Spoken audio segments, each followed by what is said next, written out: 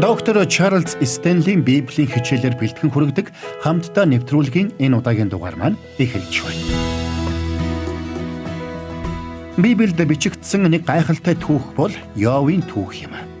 Йов бол Бурхныг хайрлаж бүх зүрхээрээ Бурханд үйлчилдэг зөвхөн хүн байсан. Гэсэн хэдий ч Бурхан түүний амьдралд хамгийн аимшигтай зовлон зөвшөөрсөн. Йовын хувьд яг ямар шалтгааны улмаас ингэж зовж шаналх болсноо мэдээгүйч Бурхан итгэмжтэй гэдгийг л сайн мэдэж байсан. Тэгвэл та Йовын оронд байсан бол эсвэл таны амьдралд Йовын шиг зовлон тохиолдвол таны итгэл ганхшгүй байж чадах уу? Тэгвэл өнөөдөр доктор Стенли бидэнд хүнд хэцүү цаг үед хэрхэн итгэлээ бат сахих вэ гэдгийг хэлж өгөх болно. Ингэхдээ бидний амьдралд тохиолддог хамгийн хэцүү асуудлуудын нэг болох зовлон бэрхшээлтэй хэрхэн нүүр тулах учиртайг тайлбарлаж өгөх болно. Ингээд хамтдаа доктор Стенли ярианд анхаарлаа хандуулцгаая.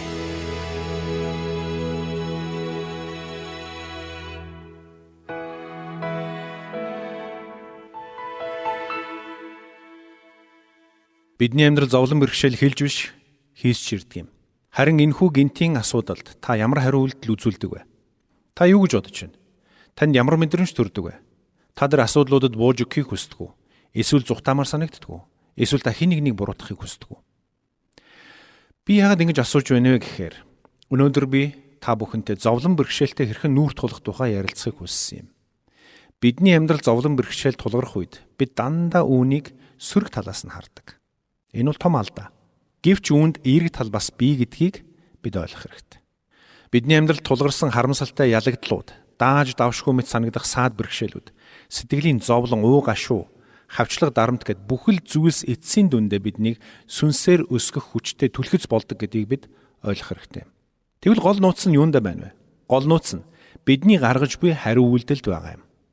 Тэгэхээр хамтдаа Илч Паулийн нөхцөл байдлыг эргэн санацгаая. Бурхан түүний амьдралд ямар нэгэн өргөсийг өгсөн тухай өөр өгүүлсэн байдаг. Тиймээс Паул хамгийн түрүүнд Бурханаас яагаад гэж асуусан. Тэр өргөсийг зайлуулж өгөхийг Бурханаас хүсэж, Бурханы өмнө гурвантаа хичээнгүйлэн залбирсан тухайгаа хэлсэн. Гэвч хачирхалтай зүйл нь Бурхан тэр өргөсийг нь зайлуулж өгөхийн оронд яагаад тэр өргөсийг өгсөн болохоо ойлгуулсан. Хамтдаа 2 дугаар Коринт номны 12 дугаар бүлгийн 7-10-ыг харцгаая. Өмнөх агуу гайхамшигт илчлэлүүдээс болж махбодод минь өргөс өгөгдөж өөрийгөө хэд дүйлэхөөс сэргийлж намайг сатаны зарлага илч дэлссэн аж. Үүнийг надаас зайлуулж өгөөч гэж энэ талаар би эзнээс гуравтай хүсэмжлэн гуйсан юм. Тэр надад миний нэгүсэл чамд хангалттай. Учир нь мөхөстөлд миний хүч бүрэн төгс болдог гэж айлтсан. Иймд Христийн хүч надад орших тул би ихэд баяртайгаар мөхөстлөөрөө илүү сайхна. Иймд Христийн төлөө мөхөстөл, доромжлол, гачигдал, хавчлага, шахалтантаа би баяртай байна. Учир нь би хизээ мөхөстөн тэр үед хүчтэй байдгиймаа гэж Илч Паул хэлсэн байна. Тэгэхээр та бидний амьдралд хүнд хэцүү асуудал, зовлон бэрхшээл тулгарх үед бид ямар хариу үйлдэл үзүүлж байна вэ гэдэг хамгийн чухал юм. Учир нь бид тэр бүхэнд хариу үйлдэл үзүүлж эхлэх үед Бурхан бидэнд олон гайхамшигтай зүйлсийг илчилж өгдөг юм. Юуны түрүүнд бид Бурханыг яг хэн гэж харж, хэн гэж итгэдэг болохоо олж мэддэг юм. Хэрвээ би танаас Бурханыг та ямар гэж боддог вэ гэж асуувал та юу гэж хариулах вэ? Бурхан бол сайн, Бурхан бол агуу, Бурхан бол өршөөнгөө гэж хариулах байх. Тийм үү? Тиймээс Бурханы агуу чанаруудыг бид бүгд мэддэг. Бүгд дуртай. Гэтэл маргааш нь та ажлаасаа халагчхул яах вэ? Гэрт чинь бөөн асуудал тулгарчхул яах вэ? Хүүхдүүд чинь сургууль дээр бөөн хэрэг тарьчхаад ирүүл яах вэ? Тэр цагт та дээрх асуултад юу гэж хариулах вэ? Бурхан заримдаа сайн, Бурхан заримдаа надтай хамт байдаг. Бурханыг би заримдаа ойлгодог. Бурхан заримдаа шудраг ус байдаг. Заримдаа Бурхан надад хэрэгээс минь хидэрсэн ачааг үүрүүлдэг гэж хэлэх үү? Нэгдүгээрт. Хоёрдугаарт, бидний гаргаж буй хариу үйлдэл бидний өөрийгөө харах харааг илчлэн харуулж өгдөг юм. Учир нь бидний гаргаж буй хариу үйлдэл нь бидний өөрсдийн минь сонголт юм. Бидний амьдралд гинтийн зовлон нүүрлэх үед заримдаа бид Бурхан минь би юу хийсэн юм бэ? Би ийм зүйл амсаж үзэхээр юу хийсэн юм бэ? Та яагаад надад ингэж хандаж байгаа юм бэ? Та миний хийсэн зүйлээс болоод намайг шийтгэж байгаа юм уу? Гэх мэтээр асууж эхэлдэг. Өөрөөр хэлбэл бид өөрийгөө хэн гэж хардаг вэ гэдэг маань бидний гаргаж буй хариу үйлдэлээс харагдаж эхэлдэг юм. Гэтэл үүндээ бидний ихэнх нь өөрсдийгөө Бурхан биднийг хардгаас тис өөрөөр харж байдаг юм. Тэгвэл Бурхан биднийг хэрхэн хардаг юм бэ? Тэр биднийг ариун хүмүүс гэж хардаг. Заримдаа алддаг, заримдаа бүдэрдэгч, бурхнаар зөвтгөгдөж, бурхнаар золигдож, бурхантай эвлэрсэн, бурхны хувиршгүй хайрыг хүлээн авч, бурхны оршихуйд зогсож, амлалтын ариун сүнсээр хамгаалагдсан хураг ба Есүсийн амийн номонд нэр нь бичигдсэн нэгэн гэж тэр хардаг юм. Бид энэ амьдралыг туулан явсаар эцэст нь мөнхийн усад очих болно. Бурхан биднийг ингэж л хардаг. Харамсалтай нь бид өөрийгөө ингэж харж тэр бүр чаддаггүй юм. Тиймээс зовлон бэрхшээл тулгарх үед сая бид өөрийгөө яг хэн гэж хардаг вэ гэдэг маань өөрийн мэдлгүй ил гарч эхэлдэг юм. Ингэснээр бид жирийн үед олж харж чадхааргүй байсан тэр зүйлсээ зовлон бэрхшээлийн дунд олж харж чаддаг юм. 3 дугаарт бид амьдралдаа юуг энэ тэргүүнд тавьж байна вэ гэдгийг маань зовлон бэрхшээл бидэнд илчилж өгдөг юм. Хэрвээ би танаас та өөрийнхөө амьдралыг бүхэлд нь Есүст өргөснө үү гэж асуувал та юу гэж хариулах вэ? Зарим хүмүүс энэ асуултанд тийм ээ гэж хариулдаг ч үнэн хэрэгтээ амьдралдаа байгаа олон зүйлсийг Бурханаас харамлаж байдаг юм. Тэгээд Бурхан тэр зүйлийг нь амьдралаас нь авах үед Бурхан минь яагаад энэ зүйлийг надаас булааж байгаа юм бэ гэж дургуутсдаг. Гэвч үнэндээ тэр зүйлээ үгүй болох хүртэл бид Бурханаас юу ч харамлахгүй байж чадна гэж бодсоор байдаг юм. Тэгэхээр зовлон бэрхшээл бидний амьдралд нүүрлэх үед бид амьдралдаа юуг хамгийн чухалд тооцож байна вэ гэдгээрч олж харж чаддаг байна. Тиймээс бид амьдралдаа зарим нэг материалын зүйлсийг хамгийн чухалд тооцож байсан болохоо ухаардаг юм. Цаашилбал зовлон бэрхшээл нь бидний сул дорой болон давуу талыг илчилж өгдөг. Зарим хүн бэрхшээлтэй тулгархдаа түүний өмнө бүрэн дийлдэж өвдөг сөхөрдөг. Харин нөгөө нэг хэсэг нь яг ижил зовлон бэрхшээлтэй нүүр тулсан ч тогтвортой тууштай байдлаа хадгалсаар байдаг. Тэд ганхашгүй бат зогсож, шуурган дундуурч зоримог бөгөөд өөртөө итгэлтэйгээр урагшилж чаддаг юм. Ингэхдээ Бурхан тэднийг салхи шуурган дундуур заавал хөтлөн гаргана гэдэгт бүрэн итгэлтэй байдаг. Гэтэл зарим хүмүүс сайн сайхан цагт эзнийг хичнээн их хайрладаг.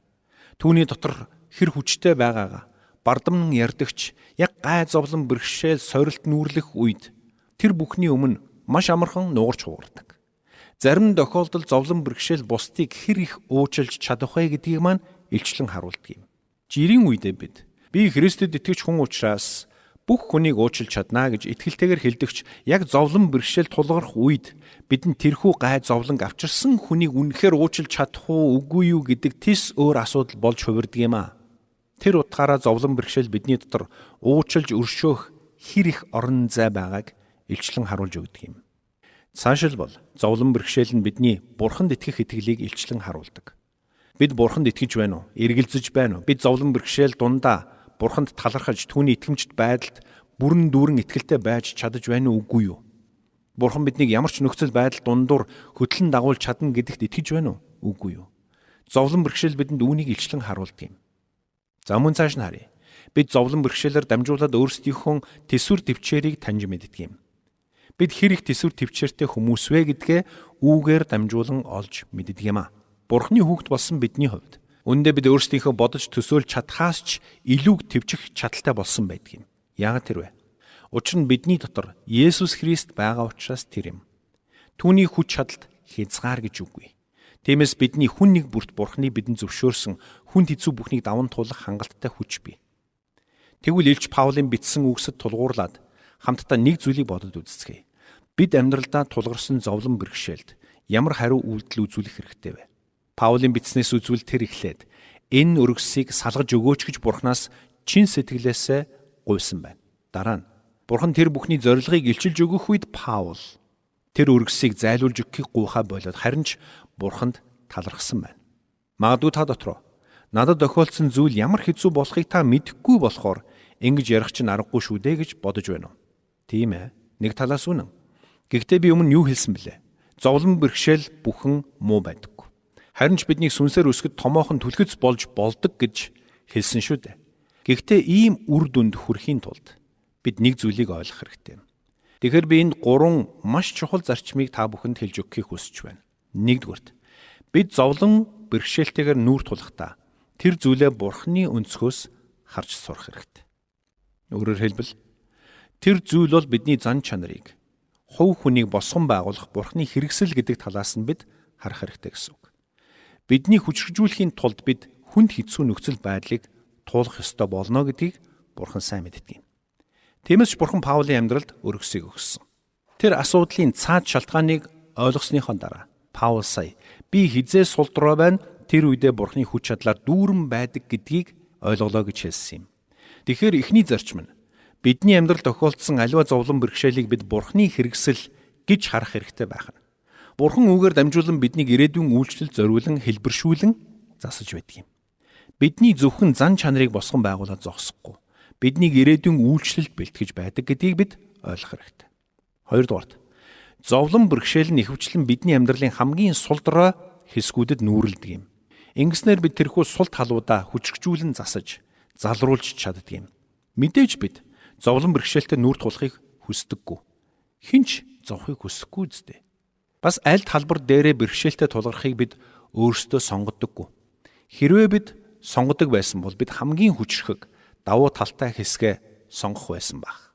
Гэтэл Бурхан бидний амьдралын аль талбарт өөрчлөлт хэрэгтэй, аль талбарт залруулга хэрэгтэй байна, тэр талбарыг сонгодог юм. Учир нь Бурхан бидэнд аливаа зовлон бэрхшээлийг зоригтойгоор зөвшөөрдөг гэдэгт бид итгэлтэй байж болно. Эндээс би 3 дахь чухал зарчмыг хэлж өгмөр байна. Энэ нь юу вэ гэвэл Бурхан бидний амьдрал зовлон бэрхшээлийг зөвшөөрөхдөө цаана нь үргэлж зориг тээж байдаг юм. Тэр биднийг ямар ч зориггүйгээр зовлон бэрхшээл дундуур алхуулдаггүй. Бурханд маш тодорхой зориг бий. Тэр зориг бол та биднийг Есүс Христтэй адил болгон өөрчлөх зориг юм. Тиймээс Бурхан тэр бүхнийг аль хэдийн урдаас сонгоод шийдчихсэн байсан гэсэн үг юм.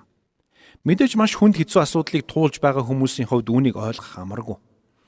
Надад тохиолдсон энэ уй гашуу намайг яаж Христтэй адилхан болгох юм бэ гэж бодох нь гарцаагүй шүү дээ. Мэдээж яг ийм замаар ингэж өөрчлөн гэж наривчлан хэлж чадахгүй ч Бурхан тэр зүйлээр дамжуулан биднийг өөрчилдөг гэдэгт бид бүрэн итгэлтэй байж болно гэсэн үг. Энд би өөр нэгэн зүйлийг хэлмээр байна. Хэрвээ та хараахан Христэд итгэж амжаагүй байгаа бол би танд хэлье. Таны амьдралд 3 их сурвалжаас шалтгаалan зовлон бэрхшээл нүүрлэх болно. Эхнийх нь та өөрийн хийсэн үйлдэлийн үр дагавар. Хоёр дахь нь сатааны хорлол ба хавчлага. Гурав дахь нь Бурхны сахилгажуулалт. Хэрвээ та буруу зүйл хийсэн бол үүнийхээ үр дагаврыг амсаж, үүнийхээ дагуу зовлон идэх нь гарцаагүй. Энэ бол амьдралын хууль. Харин сатааны хувьд бол тэр хүн бүрийг мах бод, сэтгэл санаа, сүнсний хувьд унгаан сүрүүлэхийн тулд зовлонд унгадаг, хавчдаг, хорлдог. Харин Бурхны хувьд зорилго нь маш тодорхой. Тэр таныг Христ рүү эргүүлэхийн тулд, Христэд итгүүлэхийн тулд таны амьдрал зовлон бэрхшээлийг зөвшөөрч байгаа юм шүү. Зөвхөн зовлон бэрхшээл гэлтгүй таны амьдралд өгч буй сайн сайхан эвэл өрөөлүүдийг зөвшөөрж өгөхдөө ч Бурхан таныг Христ рүү эргээсэй гэж хүсэж энэ бүгдийг хийдэг юм. Тэгэхээр зовлон бэрхшээлд өөрийн гэсэн сайн тал байдаг бахна. Харин бидний хувьд тэр бүхний ард Бурхны зориг байгаа гэдгийг ойлгож, энэ нь бидний амьдралд байгаа сул талуудыг илчилж өгдөг гэдгийг санаж, мөн энэ биднийг хэлбэржүүлж, ирээдүйн үйлчлэлд бэлтгэж байдаг гэдгийг ухаарах нь чухал юм. Ингээд хамтдаа Ром номын 8 дугаар бүлгийн 28-ыг гаргаад харъя. Бурхныг хайрладаг, түүний зорилгын дагуу дуудагдсан хүмүүсийн сайн сайхны төлөө бүх юм нь хамтдаа ажилдаг гэдгийг бид мэднэ. Энэ бичигдсэн үгсэд итгэх эсхээс үл шалтгаалаад энэ үг нь үнэн хэвээр. Бидэнд ямар мэдрэмж төрөх, бидэнд яаж санагдахаас үл шалтгаалаад энэ бүхэн үнэн юм. Хамтдаа үргэлжлүүлээд 2 дугаар Коринтын 10 дугаар бүлгийн 10-ыг харъя. Иймд Христийн төлөө мөхөстөл, доромжлол, гачигдал, хавчлага, шахалтаа би баяртай байна. Учир нь би хизээ мөхөстөн тэр үедээ хүчтэй байдгийм гэж Паул хэлсэн. Тэгэхээр бид нэг чухал зүйлийг ойлгох хэрэгтэй. Юу гэвэл хэрвээ бид амьдралдаа тохиолдсон аливаа зовлон бэрхшээл бүрийг сайнаар ашиглахыг хүсэж байгаа бол тэр асуудалдаа зөвөр хариу үйлдэл үзүүлж сурах хэрэгтэй юм. Амьдралдаа тулгарсан асуудал бүрийг эцсийн дүндээ өөртөө ашигтайгаар эргүүлж болох байхад яагаад хохирол амсах ёстой гэж. Тиймээс бид тухайн асуудалд зөвөр хариу үйлдэл үзүүлж чадвал бид асуудал бүрийн ард ялалт байгуулад зогсож байж чадна. Тэгвэл бид хэрхэн зөв хариу үйлдэл үзүүлэх юм бэ? Үүний тулд бид Бурхны зорилгыг ойлгох хэрэгтэй. Бурхан тэр асуудлуудаар дамжуулан хэрхэн ажилдаг болохыг бид ойлгох хэрэгтэй юм аа. Юуны түрүүнд? Бурхан бидний анхаарлыг өөр лүгээ татахын тулд бидэнд зовлон бэрхшээлийг зөвшөөрдөг. Тэр биднийг буруу замаар будаа тээж байгааг хараад зовлон бэрхшээлээр дамжуулан биднийг зогсоодг юм. Тэр үед бид Бурхан минь яг юу болоод байна вэ гэж эргцүүлэн бодож эхэлдэг юм. Гэтэл Бурхан тэр бүх нөхцөл байдал донд биднийг өөрөө өөрийгөө сүрүүлэхээс хамгаалж, бидний анхаарлыг өөр лүүгээ татаж байдаг юм. Нэгдүгээрт. Хоёрдугаарт. Бурхан зовлон бэрхшээлээр дамжуулаад бидний бардамлыг үгүй хийдэг. Бурхан бидэнд хайртай учраас биднийг бардамналаас маань хамгаалахын тулд, биднийг даруй болгохын тулд зовлон бэрхшээлийг зөвшөөрдөг. Илч Паулийн хувьд Бурхан өөрт нь өргөс өссөн шалтгааныг яг энэ асуудалтай холбож тайлбарлсан байдаг юм. Ийхүү зовлон бэрхшээл нь биднийг Бурхан руу даруугаар хандахад хүргэж, улмаар сул тал маань бидний давуу тал болон хувирдаг юм. Цаашилбал хэрвээ бид зөв хариу үйлдэл үзүүлж чадвал энэ нь бидний гим нүглийг илүү үзэн ядахад хүргэдэг юм. Жишээ нь бид өөрсдийнхөө гаргасан алдаа дуулуургүй байдал гим нүгэл Бурханы эсрэг тэрслэл зөрүүдлээсээ болоод зовлон дунжээ гэж бодъё. Энэ тохиолдолд бид тухайн зовлон бэрхшээлийн цаад шалтгааныг ойлгох үедээ гим нүглээ урд урдийнхаас илүү үзэн ядаж, Бурханыг илүү дуулууртай дагахад зүрх сэтгэлээ шулуудуулдаг. Учир нь Бурхан өөрөө гим нүглийг үзэн яддаг шиг биднийг ч бас тэгж ханддаг байгаасаа гэж хүсдэг юм. Харин гим нүглийнхээ үр дагаварт хүчтэй зохиулж, тэсхийн аргагүй өвдөх үедээ бид гим нүглийг үнэхээр үнэн голоосоо үзэн яддаг. Энэ бол Бурхан бидний амьдралд зовлон бэрхшээлийг зөвшөөрдөг нэг чухал шалтгаан муу юм. Цааш нь харъя. Зовлон бэрхшээл нь Бурханы итгэмжт байдлыг бидэнд илчилдэг. Та бид амьдралдаа тулгарсан зовлон бэрхшээлд зөвөр хариу үйлдэл үзүүлж сурах үед эдгээр зовлон бэрхшээлийг даван туулах замд Бурхан биднийг хэрхэн итгэмжтэйгээр хөтлөн дагуулж байгааг олж хардаг. Тэгэд эцэст нь явсан замаа эргэн харахтаа Бурхан минь би үүнийг яаж давж гарсан юм болоо гэж өөрийн эрэхгүй дуалддаг. Зөвхөн Бурханы нэгүслэр л давж гарч чадсан гэдгээ тэрхэн мөчөд ухаардаг юм. Илч Паулч мөн энэ санааг хэлсэн байдаг. Бурхан түнд миний нэгүсэл чамд хангалттай гэж хэлсэн. Бурханы нэгүсэл надад хангалттай гэж итгэх нь бидний итгэлийг бэхжүүлж гайхамшигтайгаар хүчрхжүүлдэг юм. Бид эзэн минь ямар ч найдвар алга гэж дуалдах үед ч Бурхан бэрхшээл зовлон дундуур биднийг итгэмжтэйгээр хөтлөн дагуулсаар байдаг. Үүнийг олж харахтаа бидний итгэл урд хожид байгаагүйгээр батчин хүчрхэгждэг юм. Цааш нь харъя. Бурхан бидний амьдрал зовлон бэрхшээлийг зөвшөөрдөг нь биднийг ирээдүйн үйлчлэлд бэлтгэхийн тулд байдаг юм. Бид өнөөдөр ямар нэгэн асуудлаар зовлон эдлэж байхдаа хожим нь адилхан зовлон дунсан хүнтэй уулзахдаа тэр хүнийг илүү ойлгож, өрөвдөн хайрлаж чаддаг юм. Өөрөөр хэлбэл, Бурхан биднээр дамжуулан бусдыг тайвшруулахын тулд заримдаа бидний амьдрал зовлон бэрхшээлийг зөвшөөрдөг. Бусдыг тайвшруулахын тулд Бурхан өөрийг нь тайвшруулсан гэж Илч Паул нэгэнтээ хэлсэн байдаг юм. Та зовж шаналж байхдаа эргэн тойрондоо ямар хүмүүс байгаасаа гэж хүсдэг вэ? Тантай адилхан зовж шаналж үзсэн таны зовлонг ойлгох хүмүүс байгаасаа гэж хүсдэг шүү дээ. Түүнээс биш зүгээр дээ наадах чинь юу ч биш битгий баашлаад бай гэж хэлэх хүн бидэнд хэрэгтэй гэж юу? Харин ч эсрэгээрээ би чамтай адилхан зовж үзсэн учраас маш сайн ойлгож байна гэж хэлэх хүмүүс л дэргэд минь байгаасаа гэж бид хүсдэг биш үү? Магадгүй өнөөдөр ч танд чи юу ч хийсэн байсан хамаагүй би чиний талд байж чамайг дэмжих болно. Би чамд хайртай гэж хэлэх хэн нэгэн хэрэгтэй байгаа гэдэгт би итгэлтэй байна. Тэгвэл би танд хэлье. Та юу ч хийсэн байх хамаагүй. Хэрвээ та Есүс Христэд итгэсэн бол та уучлагдсан. Есүс Христ танд туслаж, тантай хамт байж, таныг босгон байгуулахыг хүсэж байгаа. Учир нь тэр таныг нөхцөл болзолгүйгээр хайрлсан юм. Тэгэхээр бид зовлон бэрхшээлтэй нүүр тулах үед ямар хариу үйлдэл үзүүлэх нь зөв бай. Нэгдүгээрт хүлээн зөвшөөр. Бурхан минь надад зовлон бэрхшээл тулгараад байна. Би зовж байна. Надад хэцүү байна гэж хэлээд хүлээн зөвшөөр. Үүний дараа та дараагийн 2 дахь зөв алхмыг хийгээрэй. Энэ бол хариуцлагыг өөр дээрээ ав. Хэрвээ тухайн асуудал чинь таны буруу сонголт, таны гим нүглээс үүдэлтэй бол үүнийгээ хүлээн зөвшөөрч, гим нүглээ гимш. Тэгээд Бурхан талархах. Түүнээс уучлал өршөөлийг гуй. Хэрвээ тухайн зовлон бэрхшээл чинь таны хийсэн үйлдэлийн үр дагавар биш бол 3 дахь алхмыг хийгээрэй. Бурханд хандан асуун залбир. Тэр зовлон бэрхшээлийг амьдрал чинь зөвшөөрсөн цаад шалтгааныг Бурханаас асуу. Бурхан эцэг минь энэ асуудлаар дамжуулан та ямар зорилгоо миний амьдралд биелүүлэхийг хүсэж байна вэ гэж асуун залбир. Бурхан энэ залбирал чинь ямар нэгэн байдлаар гарцаагүй хариулах болно. Бурхан таны амьдралд байгаа өөрчлөлт, шаардлагатай аль нэг талбарыг танд хариулж магадгүй. Эсвэл таныг ирээдүйн үйлчлэлд бэлтгэж байгаа гэдгээ илчилж магадгүй. Эсвэл таны дотор барьж байгуулахыг хүсэж буй тэрхүү зан чанарыг харуулж магадгүй. Тиймээс та залбираарай. Бурхан минь үүний цаана ямар зориг оршин байна вэ гэж асуун залбираарай. Дөрөвт нь та Бурханд бууж өгөөрэй. Энэ бол маш чухал.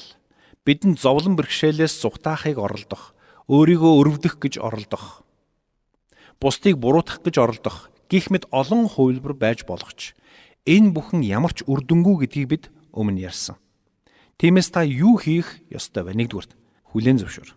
Хоёрдугаарт таны хийсэн үйлдэлээс болсон үр дагавар бол та хариуцлага өөр дөр авч Бурхны өмнө гимш. Хэрвээ тийм биш бол Бурханаас асууж залбир. Тэр бүх зовлон бэрхшээлийг зөвшөөрөх болсон цаад шалтгааныг нь Бурханаас асуун залбир. Тэгээд дөрөвдүгürt нь та бүх зүйлээрээ Бурханд бууж өг гэсэн үг. Бид Бурханд бууж өгөх үед юу болдог вэ? Бид зовлон бэрхшээлийнхээ дунд Бурханд бууж өгөх үед Бурхан тэр мөчөөс эхлэн бүх хариуцлагыг өөр дээр авдаг юм а. Тэр таны бууж өгсөн тэрл талбар дээр өөрөө ажиллаж, таныг өөрийн хүмүүсийн дагуу өдөрдөн чиглүүлж, хамгийн сайн үр дүнд хүргэж, таны амьдралд хандсан өөрийн зорилгыг биелүүлдэг юм. Энэ тохиолдолд эцэст нь таны хийх ганц л алхам болтно. Энэ бол Тэнгэрлэг эцэгтэй бүрэн итгэж, түүний дотор амар тайван байх. Библи хэлэхдээ түүний өршөөл өглөө бүр итгэмжт гэсэн байдаг. Үнэхээр та өглөө сэрэх бүртээ Бурхны дотор байгаагаа мэдрэх болно. Тиймээс бүхнийг чадагч Бурхны дотор хорогдож байгаа гэдгээ өөртөө үргэлж сануулаарай. Бүхнийг чадагч Бурхны мутраас илүү аюулгүй зүйл энэ дэлхийд бий гэж юу? Нөхцөл болзолгүй хайраар хайрлагч Бурхан эцгийнхээ мутарт амархаас илүү агуу зүйл гэж бий гэж юу? Тиймээс эцэст нь хэлье. Хэрвээ таны амьдралд зовлон бэрхшээл тулгарсан бол тэр бүхний ард ялгуулсан ялалт байгуулад гарах бүрэн боломжтой гэдгийг санаарай. Тэр асуудлуудын чин зармийг Бурхан ор мөргүү арилгах болно. Харин зармийг нь магадгүй Илч Паулийн өргөс шиг насан турш чин тантай хамт байлгаж магадгүй. Гэхдээ тэр бүхнээс үл шалтгаалаад та ялалт байгуулж чаднаа. Үүний тулд бид Бурханд бууж өгч, Бурханы хүсэлд өөрсдийгөө бүрэн даатгах нь чухал юм шүү. Хэрвээ та үнийг хийж, зовлон бэрхшээлд зөв хариу үйлдэлийг үзүүлж чадах юм бол та хамгийн хэцүү зовлонгч сүнслэг өсөлтийн түлхэц болгон ашиглаж чадах болно. Өнөөдөр доктор Стенли биднийг нөхцөл байдлаа Бурханы харж байгаа өнцгөөс харах хэрэгтэй гэдгийг чухалчлан сануулж өглөө. Учир нь бид Бурханы зорилгыг ойлгох үедээ өөрсдийн амьдралд тулгарч байгаа аливаа зовлон бэрхшээлийг сүнслэг өсөлтөд хүргэх боломж гэж харж эхэлдэг. Тиймээс энэ цагийн төгсгөлд хамтдаа эзний гайхамшигт оршихуйг сануулсан Библийн нэгэн хэсгийг уншицгаая. Дуулал 31:14-19. Харин эзэн танд би итгэдэг. Та миний Бурхан хэмээн би хэлдэг. Цаг хугацаа минь таны гарт байна. Дайснуудын минь гараас, хавчигстаас минь намайг авраач. Зарцынхаа дээр царайгаа гэрэлтүүлээч. Хайр инэрлээрээ намайг авраач. Таныг би дуудсан тул намайг ичхүр бүү болгооч эзэн. Буруутуудыг харин ичхүр болгож, үхэгсдийн оронд тэднийг дуугүй байлгаач. Бардамнал, жигшилтэйгээр зөв шударгын эсрэг ичхүргүй ярддаг худалж уруулыг дуугүй болгооч. Танаас эмээгчдэд зариулан таныг хуримтлуулсан, таны дотор хорогдогчдод таныг сойрхсон сайн сайхан хүний хөвгүүдийн өмнө хичнээн агуувэ. Амен.